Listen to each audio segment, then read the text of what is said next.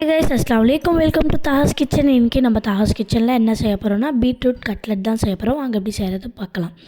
நான் வந்து 3 பீட்ரூட் எடுத்திருக்கேன். அதுக்கப்புறமா 2 உருளைக்கிழங்கு எடுத்திருக்கேன். கொத்தமல்லி, கருவேப்பிலை, ஆனியன் எடுத்திருக்கேன். அதுக்கப்புறமா வந்து பச்சை மிளகா.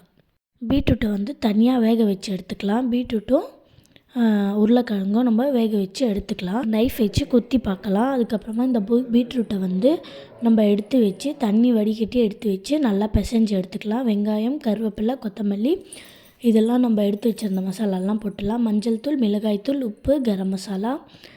அதுக்கப்புறமா வந்து இப்போது நல்லா பிசையணும். இது நல்லா பிசைஞ்ச பிறகு வந்து நல்லா பிசைஞ்சு எடுத்துட்டு இதில் வந்து கார்ன்ஃப்ளவர், அரிசி மாவு, அதுக்கப்புறமா வந்து கடலை மாவு நான் போட்டிருக்கிற மாவெல்லாம் நான் காட்டுறேன். இந்த மாதிரி போட்டு ஃபஸ்ட்டு வந்து ஒரு கடாயில் வந்து எண்ணெய் போட்டு நம்ம ஃப்ரை பண்ணுறதுக்காக சூடு பண்ணி எடுத்து வச்சுக்கலாம். அதுக்குள்ளே நம்ம இந்த மாவெல்லாம் மிக்ஸ் பண்ணி எடுத்துகிட்டு நம்ம அப்போதைக்கு இது வந்து ஊற வைக்கணும் அப்படின்றதெல்லாம் இல்லை. அப்போதைக்கு அப்போவே போட்டு நம்ம இந்த மாதிரி செஞ்சுக்கலாம். எண்ணெயில் வந்து நீங்கள் போட்டு இந்த மாதிரி ஃப்ரை பண்ணி எடுத்துக்கோங்க. இது ரொம்ப ஹெல்த்தியானது. நீங்கள் குழந்தைங்களுக்கெல்லாம் வீட்டில் செஞ்சு கொடுங்க. தாஹாஸ் கிச்சனுக்கு லைக் பண்ணுங்கள், கமெண்ட் பண்ணுங்கள், ஷேர் பண்ணுங்கள், சப்ஸ்கிரைப் பண்ணுங்கள். அஸ்ஸலாமு அலைக்கும்.